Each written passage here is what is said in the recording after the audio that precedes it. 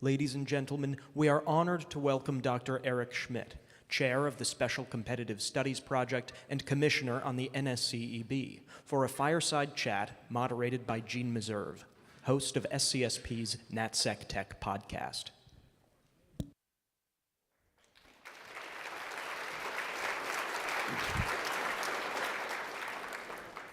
Thank you so much for joining us here today. The seat is still warm. That's like kind of nice because it was cold in back with there. the new, out with him, out with the next one. So AI is your thing. The topic today, however, the convergence of AI with biotechnology. I'm wondering, this report is intended to increase awareness of biotechnology and AI, to increase knowledge, to get people excited about it, maybe even to get people to enter the field. If you had to give one example of this convergence of AI and biotechnology that you think might do that, have you got one? Well, first, let me thank Senator Young, the other members of Congress, Caitlin, obviously, who's here, and the whole team that put this report together. I'm really proud of the work that we did. The commission spent an awful lot of time on the details, and I learned, when you do these things, you learn a lot, as well as get to contribute. One of the things that I learned that I wanted to make sure I emphasize, it's in the report, is that I had assumed that the biotech people had figured out scaling. And after all, these are huge markets. Right? I live in a world of scaling. But in fact, there's a huge valley of death. And I would encourage you all, to the degree that you're in this business, really think about it. Our recommendations in the report are fundamentally around the science of scaling. Technically, that means how many vats, how do you grow them, that kind of stuff. Very highly technical bio issues. There's also a recommendation in here around building an infrastructure for scaling. So what's happening is you have these incredible startups full of these incredibly people, and they raise enough money, they do something really interesting, and they're in between. They're not useful enough to scale, but they're useful enough to have succeeded and not be able to get the money because the economics don't work. This is a well-established problem. And I would encourage you, if there's one thing that you want to take away from the report, there's a lot of things which I'm sure everybody in this audience understands, the underlying science, the ability for AI to accelerate both drug discovery, but also its misuse. I was very involved with the misuse issues. There's lots of evidence that the new models, if they're unconstrained, can produce bad pathogens, in particular viruses. Just take an existing virus and modify it a bit. And off we go. One of the way to understand, and the reason, and I want to thank SCSP, the entire team, Illy and his whole team, obviously Eugenie. The reason we put all this on together is that this is a big deal for America. This is a multi-trillion-dollar industry.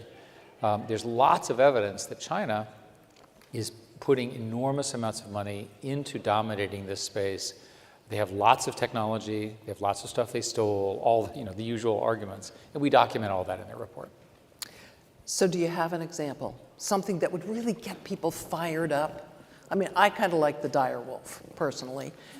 You can see it, looks kind of like a dog. There's a pop culture tie-in. And it captures the imagination. Exactly. And it's also used for defense, right? If you ask anybody in the House of Stark, they'll tell you. Sorry. It's good. Whatever gets Americans to understand why this is important. I'm the primary funder of a particular group that has built a model. It first learned how to do chemistry, and it was trained as a foundation model for chemistry, and it's attached to a robotic lab. And what this model does is it generates hypotheses for drugs of one kind or another, and it just generates them. God knows if they're right. And then overnight, the robotic lab tests them and gives the report overnight. And then it starts again. And the reason I'm mentioning this is the future model of the fusion of AI and bio, right?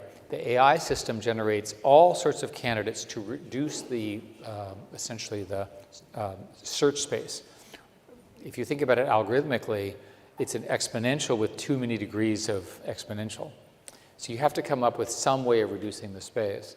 So this particular group is using AI to reduce the space, run the things, and so forth. Their objective, we'll see if they pull it off, this is a research project, is to identify all human druggable targets within the next 2 years. If that occurs, then that information goes straight into the drug industry.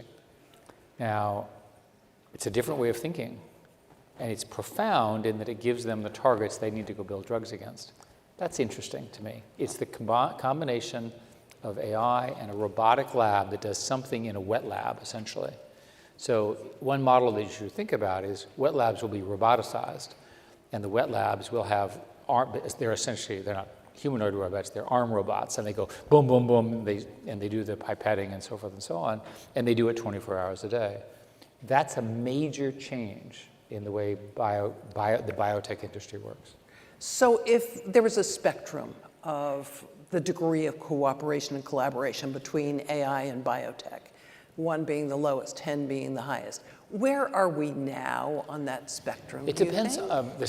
I'm going to give you a non-politically correct answer. It depends on your age. If you are a graduate student in this area, every single PhD project now uses some form of AI in the way that I described. So speaking as the AI person in the room, we won, right? We got complete proliferation. By the way, that's also true in chemistry, it's also true in physics, it's also true in material science. So and you know I've talked about this, my overall view is that AI is underhyped, not overhyped. What do you mean? Well, let me come back to that, but the key thing to understand is that the seed corn of research, right, which is how we work as a nation, is founded by graduate students and postdocs, and they're all using this technology. Most of the applications I have no ability to understand, but I do see the tools in use. So, underhyped. It seems to me I read about AI every day. Well, if you actually read the press, it's every nanosecond because what happens is every company is now an AI company, even if they don't do AI at all, because they figure that it increases their valuations, which is useful in today's market. Sorry. Very. So I think that one way to express the idea is in this room, everybody understands the ChatGPT moment. Everyone here has used ChatGPT, now 4.0 with a new one coming. Gemini, there's a new one called 2.5, which is beating the other ones. I'm pleased for that as a big Google person. Claude 3 is the best one for programming, and they're all in the same equivalence class. The Chinese model, DeepSeek, is also in the same equivalence class. Grok 3, which has just come out of the Memphis data center with Elon, which is now part of the union of Twitter and XAI, is also in the same class. You think of those as language to language. Ask it a question. I was talking to somebody who was explaining to me that they use it for relationship advice, and another person told me that he used it for psychological advice. And I said, do you realize that it wasn't trained to be either a relationship coach or a psychiatrist? And in fact, it's probably illegal to say that you're a psychiatrist, because trust me, it didn't pass any of the tests, and it hasn't been vetted. Well, nobody cares. The power of these models is extraordinary. And whenever I have a complicated question, I just ask one of those services. And they have differences, but they're roughly in the same category. That's last year's story that everybody thinks is the current story. The next story is the ability to do planning. Take a look at OpenAI R3, O3 or DeepSeek R3, and you'll see that they do this incredible demo. You ask it to show it what it's doing, or do deep research, which is available in most of these things. And it'll show you how it goes up the decision path. It'll try something, it didn't work. It goes back, it tries something else, didn't work. Oh, goes here, oh, it worked, and then it goes over here, and so forth. It's following the tree of choices. Now, what's interesting about that, so you sit there and go, why is he so emphasized with that? By the way, that's how we think. Right, let's pause. We went from language conversation, and furthermore, the foundation models today in biology use sequence prediction to predict biological elements, chemistry, so forth and so on. That's all well established. But the big breakthrough now through a technology called reinforcement learning is this. So you go, okay, well, that's pretty impressive. Okay, so we believe as an industry that in the next 1 year, the vast majority of programmers will be replaced by AI programmers. We also believe that within 1 year, you will have graduate level mathematicians that are at the tippy top of graduate math programs. There's lots of reasons to think this is going to happen. This is the consensus. You go, okay, well, that's pretty interesting. Now, I can't do that kind of math. Very few people can do that math. How can the computer do that math better than anybody else? To some degree, it's because math has a simpler language than human language. So the way these algorithms actually work is they're doing essentially word prediction. So you take a sentence, you take a word out, and then it learns how to put the correct word back in. This is called the loss function. And it's optimized to do that at a scale that's unimaginable to us as humans. So you do the same thing for math. But there you use a conjecture and then a proof format through a protocol called lean. In programming, it's pretty simple. You just keep writing code until you pass the programming test. So strangely, the first question I always ask programmers is, what language do you program in? And the correct answer is it doesn't matter. Because you're trying to design for an outcome, you don't care what code is generated by the computer. This is a whole new world, okay? So that's 1 year, okay? What happens in 2 years? Well, I've just told you about reasoning, and I've told you about programming, and I've told you about math. Programming plus math are the basis of sort of our whole digital world. So the evidence and the claims from the research groups in OpenAI and Anthropic and so forth is that they're now somewhere around 10 or 20% of the code that they're developing in their research programs is being generated by the computer. That's called recursive self-improvement is the technical term. So what happens when this thing starts to scale? Well, a lot.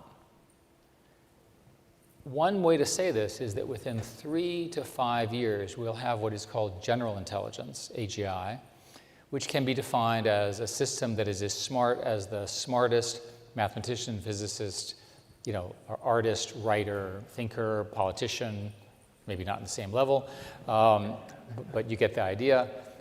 Just the creative industries and so forth, but imagine that in one computer. Okay, well, that's pretty interesting. I call this, by the way, the San Francisco consensus, because everyone who believes this is in San Francisco. It may be the water.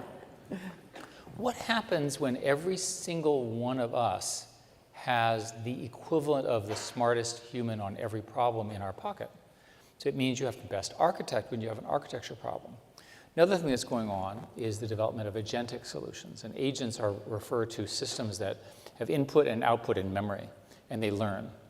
An example here is that I want to buy another house. I happen to like Virginia. I grew up in Virginia. I say, find me a house in the greater McLean area. Look at that's one agent. Look at all the rules, figure out how big a house I can build. That's another agent. Do the transaction to buy the land. That's another agent. Design the house with a human architect, right? But sort of ignore them for most of the thing, but they have to sign it off. And then I approve it, and then find the contractor, right?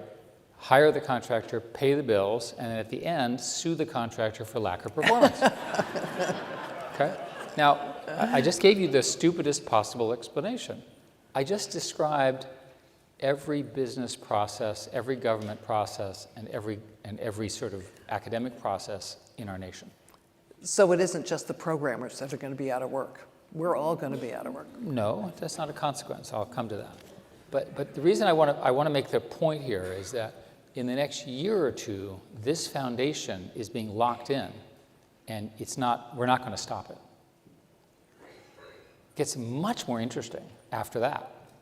Because remember, the computers are now doing self-improvement. They're learning how to plan, and they don't have to listen to us anymore. We call that superintelligence, or ASI, artificial superintelligence. And this is the theory that there will be computers that are smarter than the sum of humans. The San Francisco consensus is this occurs within 6 years, just based on scaling. Now, in order to pull this off, you have to have an enormous amount of power. I was here yesterday testifying about this, and we need I can talk at some length about how many gigawatts and how many nuclear power plants and all that kind of stuff we can talk about separately. This path is not understood in our society. There's no language for what happens with the arrival of this. I wrote a book on this with Henry Kissinger called Genesis, which I recommend, obviously, because I wrote Available it. Available in your usual places. But the important point is, this is happening faster than our society, our democracy, our laws will address. And there's lots of implications. That's why it's underhyped. People do not understand what happens when you have intelligence at this level, which is largely free.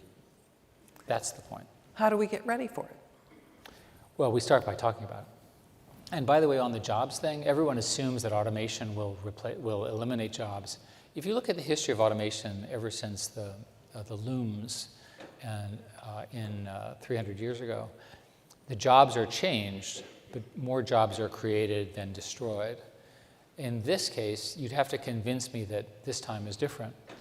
If you look in Asia, where they, for whatever reason, are choosing not to have children, the Asian reproduction rate is in the order of 1.0 or lower. So they're rapidly disappearing. So the Asian countries are very, very quickly automating. The tools that I'm describing will allow the few humans that will be working very hard in 30 or 40 years if these trends continue. The rest of us will be dependent on those hardworking humans. It'll make their productivity much greater. We aren't the only ones working on this. Talk about the state of the competition, if you would. Well, first place, the American model is the big companies that you all know. Meta just released a version of Llama, it's called Llama 4, which is also in the ballpark. And they play a slightly different role. They've done a very good job because they release it in what is called open weights. That is, they actually show how the algorithm works. The other guys are completely proprietary. These are complicated business decisions that everybody's making. In China, the DeepSeek moment is equivalent to our ChatGPT moment. I was there with Henry, and this is what happens when you're talking to the Chinese about AI with Henry. And this means we are alive and we're listening to you. Thank you very much, right? That's not what they're doing anymore. When DeepSeek showed up and our stock market lost $1 trillion in one day, all of a sudden they began to understand the scale of what it was. So now there is a massive program in China to accelerate these things. I had thought, Illy and I and some of the other people in this room worked really hard on these chip controls. And the chip controls have been, in my view, largely effective. How did China get around them? Well, some of it was straightforward theft and evasion of the tariffs, but they're sufficiently smart. They created new algorithms that used different kinds of computing to move forward. Because China operates in open source, that is, they release the software to everyone, there are two things that happen. We Americans immediately saw their idea and incorporated it in our own. So thank you very much, China. You invented something new. We immediately incorporated it. But second, because it's free, the proliferation issues around Chinese models have now become a very big deal. And our government is trying to figure out, without success so far, how to handle this question. It's a very tricky question. We call these wicked hard problems. So we need smart people to be doing all this engineering. I want to ask you about some current events. We have seen in recent weeks the suspension of research programs at some of the premier US universities. There have been layoffs and cuts at some of the government's premier scientific organizations. Some international students are choosing not to come to the United States. Others are leaving because they're afraid of being swept up on the streets. And some top US scientists are looking for jobs elsewhere, and they're being courted by other governments. Do we risk losing the brain power that we need to stay competitive both in AI, in biotechnology, and every other emerging technology? I had thought that this was just the usual government stupidity around politics, but here are some of the facts. Last week I was in London talking to people, and they said that we are preparing for people who are moving back from the US because they don't want to work in this environment. They figure they're going to get here. These are British people, right, like our best allies. The damage of the 15%, everybody understands here, there's this thing called the indirect rate. And the current government makes the claim that the universities are overbilling against the 15%, which is false. It turns out that the way the structure was erected in the 50s, this is under Vannevar Bush, was that the people were in the direct costs and the labs were in the indirect cost. Right. So if you fully burden the cost, the overhead rate is somewhere between 10 and 15%. This is evidenced, for example, by the Gates Foundation, and I'm a philanthropist, so I know these things, but they look at total cost. The government has chosen to use this as a mechanism falsely to attack science. If the government has a problem with specific scientists or specific science research, please have a good time. But this looks like a total attack on all of science in America. Now, why is this a problem? Everything that has happened in American exceptionalism, so an example is America, the average American has twice the income now as a European. Good job. Why? We're more innovative. What are we innovative in? Science and technology generated business opportunities.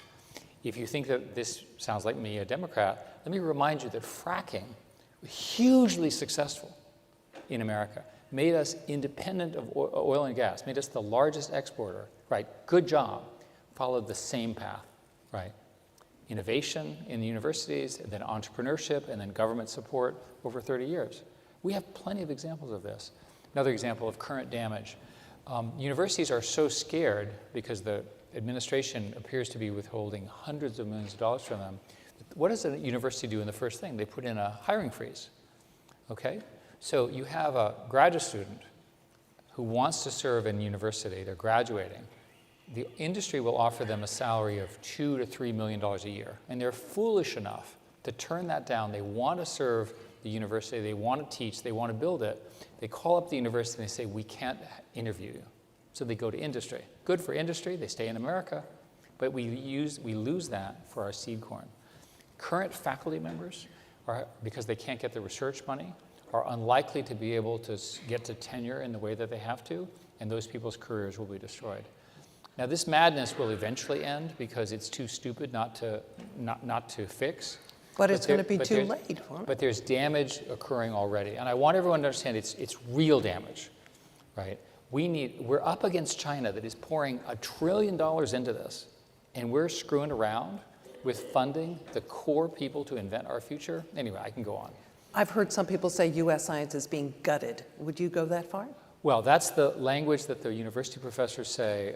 If you look at bio, which is the subject today, pretty much all the bio research is burdened at about a 65 to 85% overhead rate.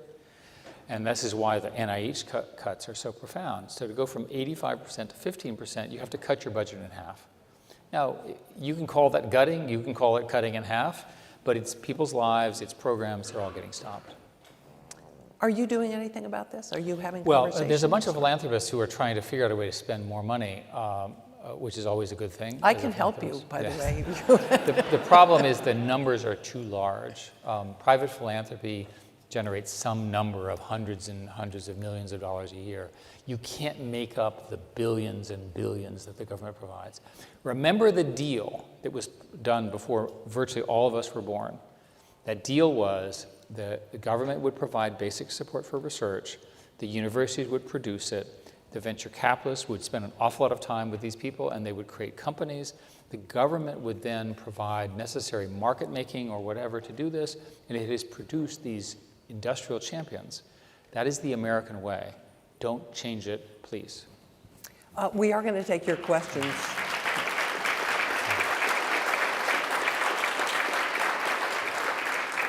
We are going to take some audience questions in just a minute, so put on your thinking caps. I'm wondering about private investment. We've heard a lot about it here today.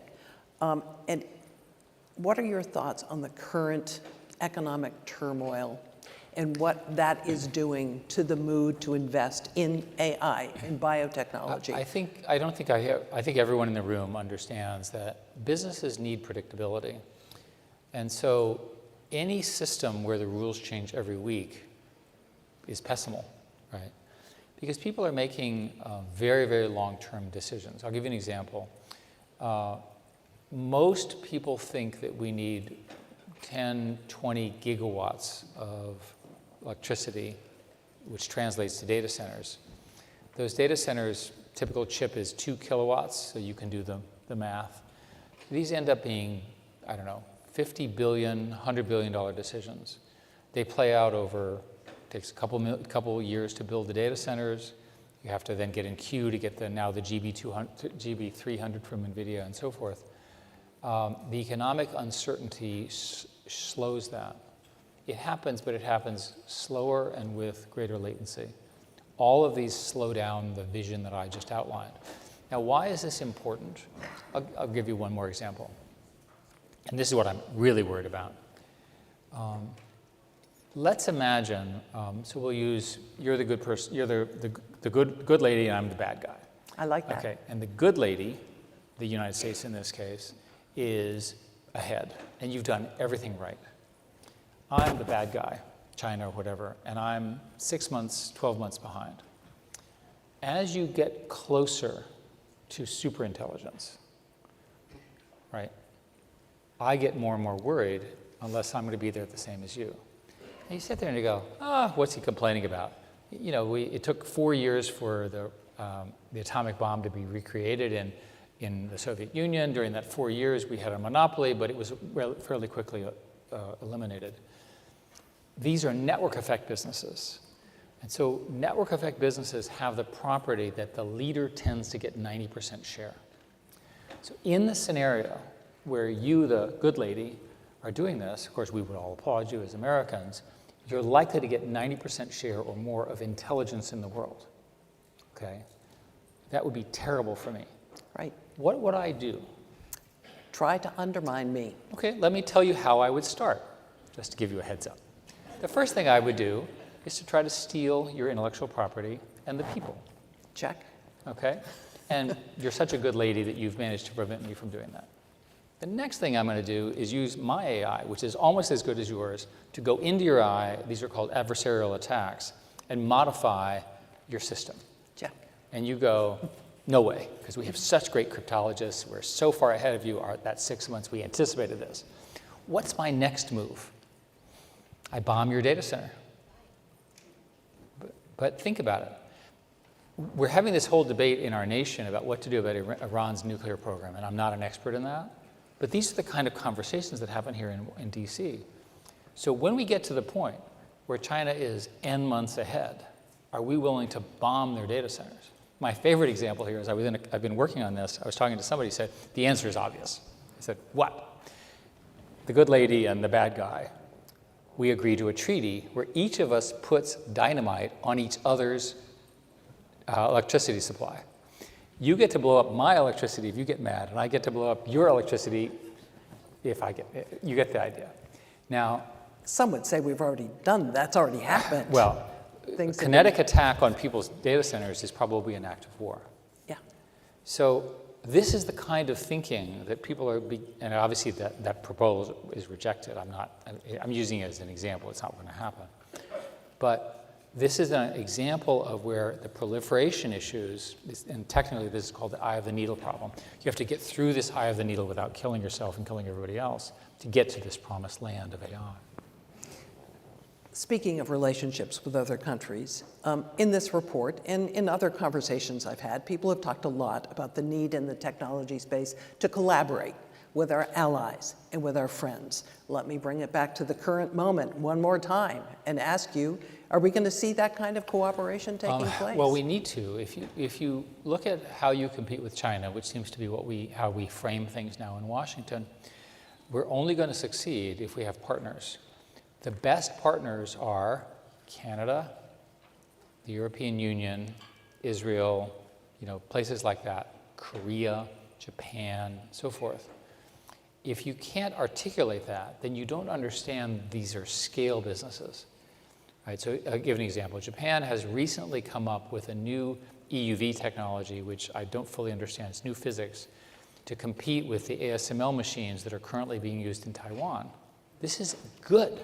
That competition, historically a monopoly, will give us more choices as to how we can have the supply of chips that we need for our nation and national security, right? Thank God for the Japanese. Who thought? You see my point. We need to keep these people tight because we work better together. But we're not doing that right now. Well, that's a mistake. I'd love to take some questions. There are some folks with microphones who might be able to identify themselves for me. You have the man right here. Do I see some hands out there There's one of right questions? here. Here's one right at the front. Right at the front. Have we got a mic? Oh, bless you. The mics are showing up. Right here. AI will imagine your question and ask it That's for right. you. Hello, greetings, Dr. Schmidt. Mini background, I'm a recent PhD in biomedical engineering. Very excited, I've been following you. Just a very quick question. Do you think there's implications for ASI via drug discovery for like curing cancer and or personalized medicine? Just something very quick. Yes, because under the assumptions of superintelligence, these are systems that see things that we don't see. And so the assumption is that ASI, for example, could understand biological and cellular mechanisms that you are an expert in and I'm not, at a level that humans will not. So that's why this is such a big deal. We've always assumed that humans would know, there would be at least one human, right, we call these people polymaths, that would understand these things. We're going to end up in a world maybe 10 years from now where we won't actually understand why, but you as our scientist will say, I use it every day. When I was at college, I was studying quantum physics, and my friend who was a graduate student who was much better than I, and I said, is this stuff actually true? You know, it's like too weird to be true. And he said, yes, we use it every day. And I imagine in 10 years, some young student will come up to you and say, is this stuff true? And you'll say, frankly, I use it every day. No human understands it. What an interesting situation for you as now a senior researcher 10 years from now to have to deal with. Do we have another question out there? At the same table, we have one here. Yes, ma'am. Microphone? We're discriminating in favor of the front row. Well, that's Yes, who I ma'am. can see, Yes. but we need a mic. There's a mic over, well, the mics are in random places. There's a mic over The there. mics were in people's hands that were running them around, I thought. He's right over there. Well, thank you very much. okay. Great conversation. I had a question about parity, even within the U.S. Imagine my young researcher, where I'm a small company. I don't get to compete in terms of having the resources or GPU, DevOps, all of the things that go to help me manage my data, organize my code, and get the right computer orchestration. And how do we create the resource so that it's not just top companies, top things that can run away? Because that also creates a issue in research because I won't be able to validate someone else's because they have more resources. Exactly right. There's a proposal called NAIR, National AI Research, which was proposed by a group at Stanford, adopted among the university system. We have endorsed it a great deal to try to get enough hardware. If you look at the math of what these companies are proposing, universities will never have that kind of resources. They never did in physics, they never did in chemistry, they're not going to have it in AI. There's good news, which is at least the open source models, and which are essentially pre-trained, will be available to them, and we'll have robust such things, and that we'll be able to take a powerfully trained model and then adapt it to your specific area. And I think that's the best solution that we can come up with. Where's that mic now? Is it? Do we have it? Okay, just speak up because I can't see you. Can I ask a question about the confluence with the other exponential technologies? So we've been talking about AI and bio, but there's fusion, there's quantum. What do you see that coming together of the triumvirate looking like? And how do we think about maintaining competitiveness in all three so that we advance all those at the same pace? I'd love we can. I don't think we're going to be able to keep at the same pace. To some degree, because the AI revolution is essentially math, and it's governed by essentially 3 scaling laws. There's a very good paper by Dario called the Machines of Loving Grace. The first scaling law is the law that you see with ChatGPT and others, where if you just add more hardware and more data and more time, it just gets smarter and smarter. The second one involves reinforcement learning and planning, the examples that I used. And the third involves something called test time training, where the system is learning as it's doing.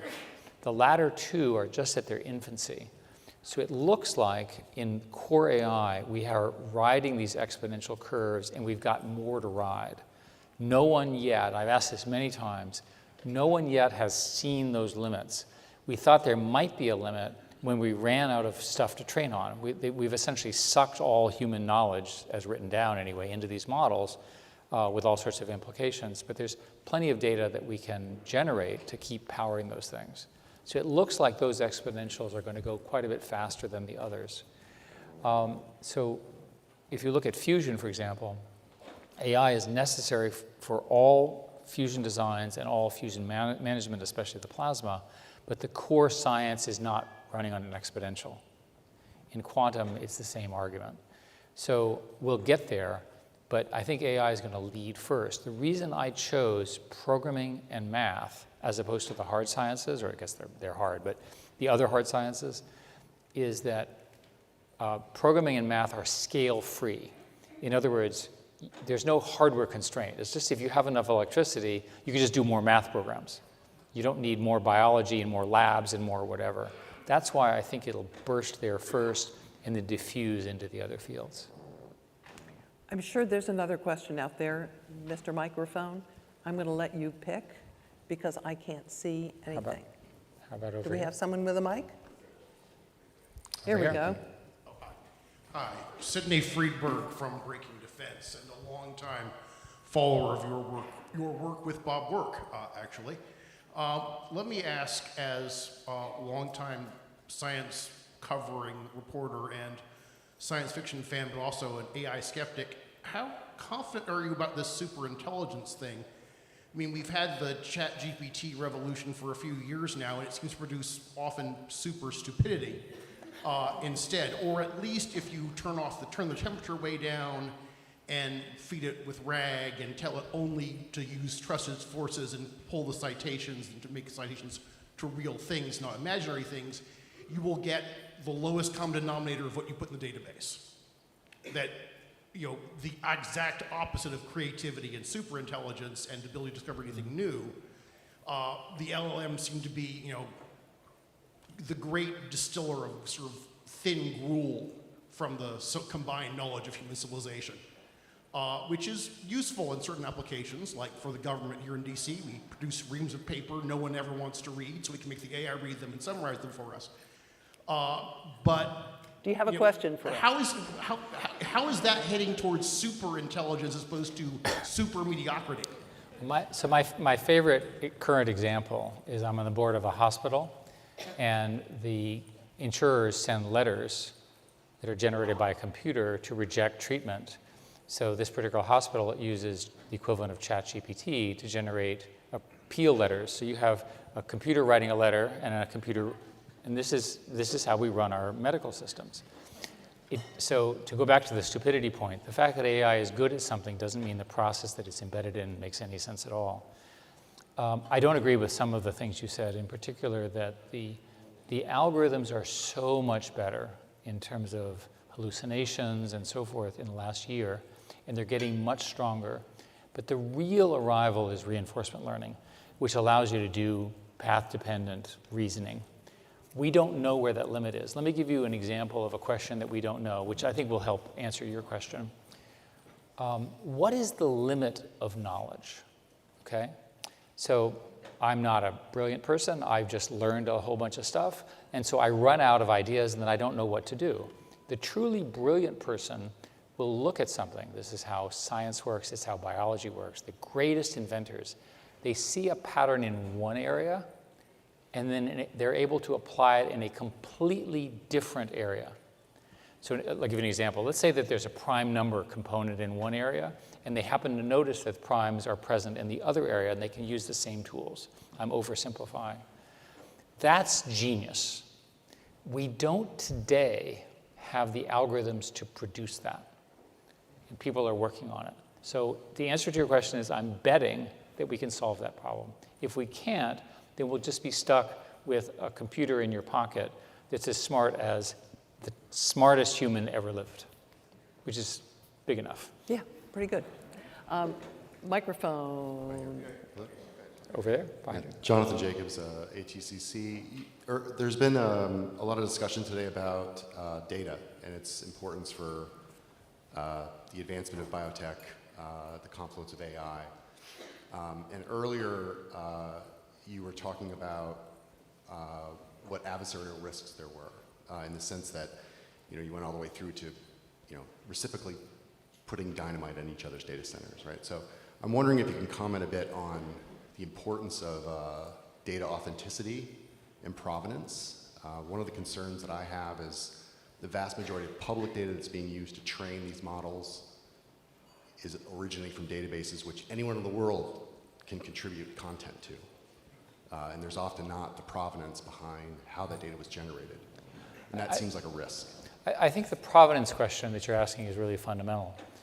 The AI systems can take noisy or bad data and normalize it. But if the data has been deliberately altered, which is, I think, a way of thinking about it, that's going to be a new kind of national security risk. If you look in biology, the core problem in biology is we don't have enough data. We just don't have enough data. There's so many cellular processes, and so you'll go to a lab, which again, we're busy defunding for some reason, and they're generating that data. That data should be for public use, reproducible, peer-reviewed, and so forth and so on. There's an interesting development. Anthropic brought out a protocol called the Model Context Protocol. And in the last 3 months, it's been adopted by every company. It was done in open source. And it basically, if you have data, it allows the model to just structure the data in any way you want.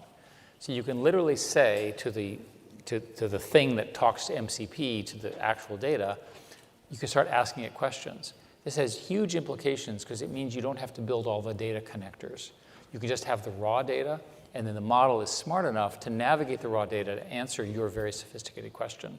So that's a big improvement and a big deal that just happened in the last few months.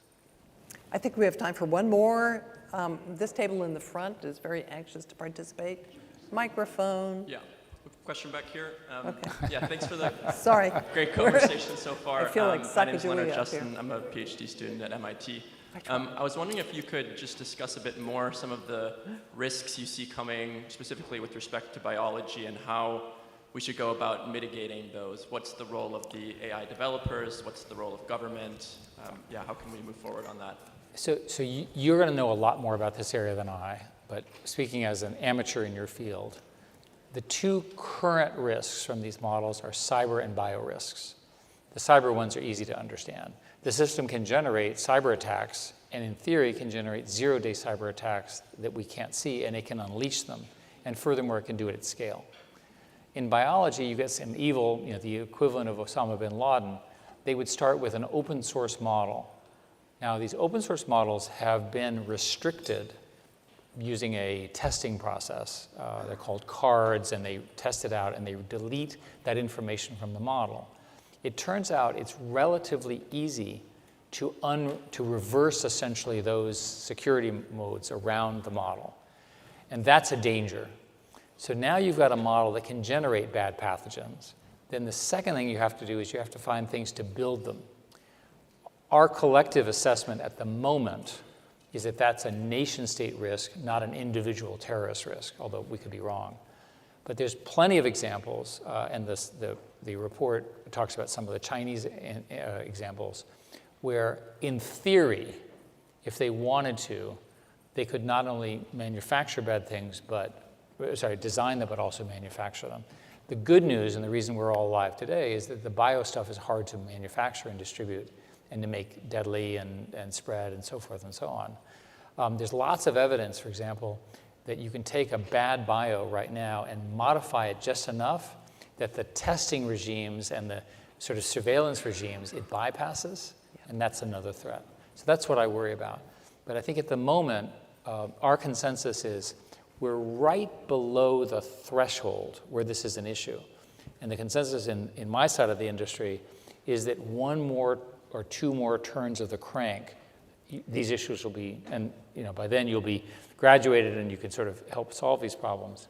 A crank is turned every 18 months or so. It's about 3 years. But theoretically, couldn't AI and biotechnology help you come up with a countermeasure? I had thought so, and that was the argument I made until I do a lot of national security work. And there's a term called offense dominant. And an offense dominant is a situation in a military context where the attack cannot be countered at the same level as the attack. In other words, the damage is done. And most biologists who've worked in this believe that while the model can be trained to counter this, the damage from the offense part is far greater than the ability to defend it, which is why we're so worried about it. I hate to end this on such a down note, so I'm going to ask you for a positive outlook. Look down the road and tell me how you think AI and biotechnology are actually going to change people's lives. Well, let's thank the financial system, the hardware people, and so forth for allowing us to build immense data centers with billions and billions of dollars of hardware with no clear revenue purpose. So thank you very much. What will happen as all of that stuff gets deployed and it's coming out is it's going to be used by incredibly clever people to solve some of these problems. And I'm not talking about the policy problems. I'm talking about the actual underlying problems. You're going to end up with these huge databases of information we don't need. We don't have now, excuse me, we do need. And an example would be that we still cannot do a digital model of a cell. Seems like a kind of a basic thing. I was talking to my biology friends. It's like, what's wrong with you? You've been studying cells for like 5,000 years. The actual number is like 150. What's wrong with you? And the answer is it's really hard. We're pretty close to being able to do that. That unlocks huge medical science, huge drug possibilities. The language that cells talk to each other. I happen to be the chairman of the Broad Institute. This is a big project at the Broad. We're just on the cusp of that. When you talk to the scientists, they're using AI to generate it. The scientists are in charge, and AI is helping them, which is the correct order. Thank you. Great. Dr. Schmidt, thank Okay, you so thank much you all. for joining us. Thank you, Jeanne.